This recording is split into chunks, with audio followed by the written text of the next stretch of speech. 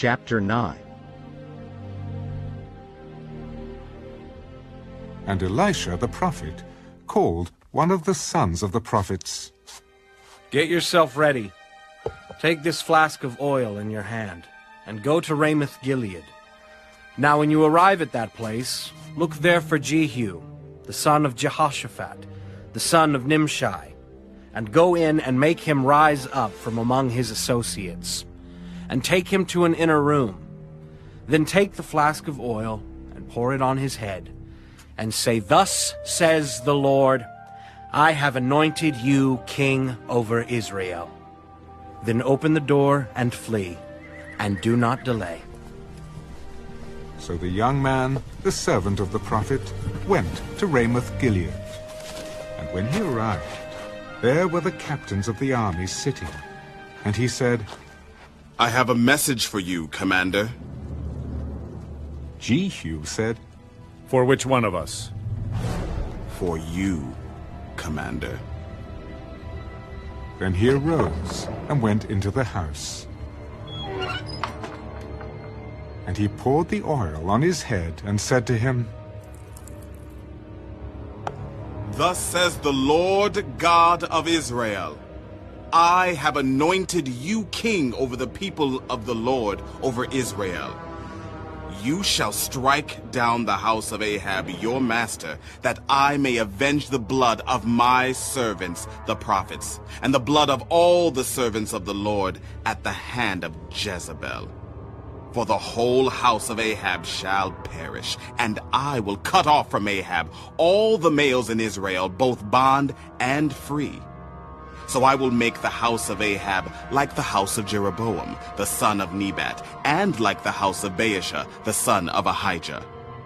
The dogs shall eat Jezebel on the plot of ground at Jezreel, and there shall be none to bury her.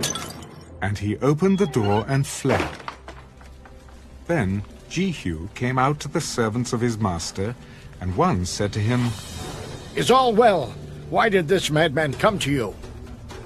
You know the man and his babble. A lie! Tell us now. Thus and thus he spoke to me, saying, Thus says the Lord, I have anointed you king over Israel.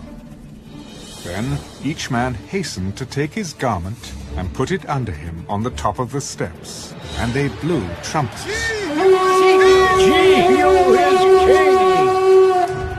So Jehu, the son of Jehoshaphat, the son of Nimshi, conspired against Joram. Now Joram had been defending Ramoth Gilead, he and all Israel, against Hazael, king of Syria. But King Joram had returned to Jezreel to recover from the wounds which the Syrians had inflicted on him when he fought with Hazael, king of Syria. And Jehu said, If you are so minded, let no one leave or escape from the city to go and tell it in Jezreel. So Jehu rode in a chariot and went to Jezreel, for Joram was laid up there, and Ahaziah, king of Judah, had come down to see Joram. Now a watchman stood on the tower in Jezreel, and he saw the company of Jehu as he came, and said, I see a company of men. And Joram said, Get a horseman, and send him to meet them, and let him say, Is it peace? So the horseman went to meet him, and said, Thus says the king, Is it peace? And Jehu said, What have you to do with peace? Turn around and follow me.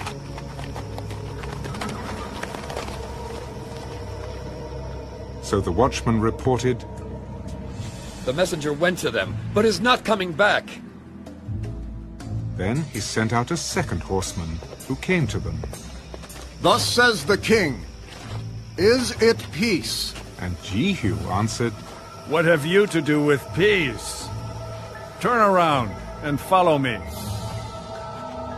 So the watchman reported, He went up to them and is not coming back.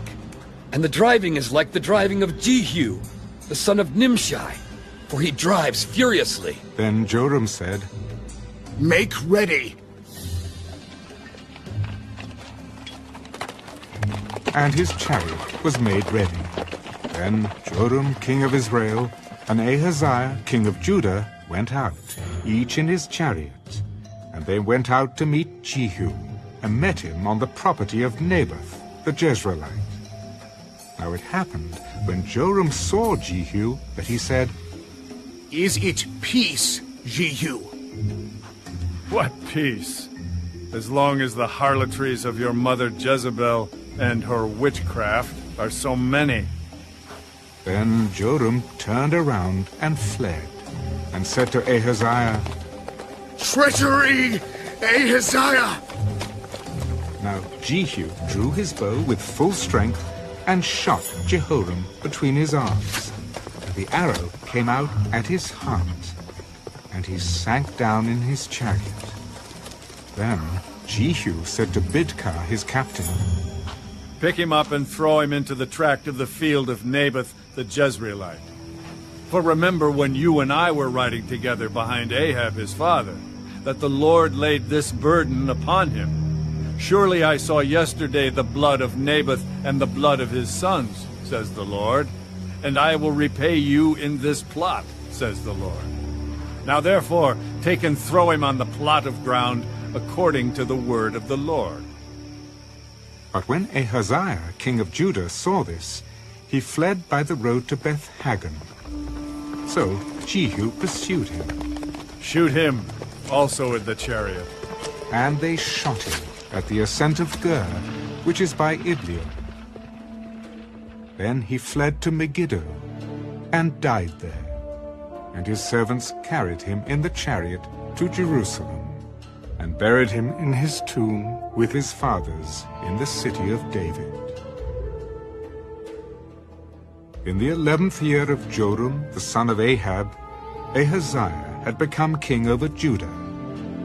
Now when Jehu had come to Jezreel, Jezebel heard of it, and she put paint on her eyes, and adorned her head, and looked through a window. Then, as Jehu entered at the gate, she said,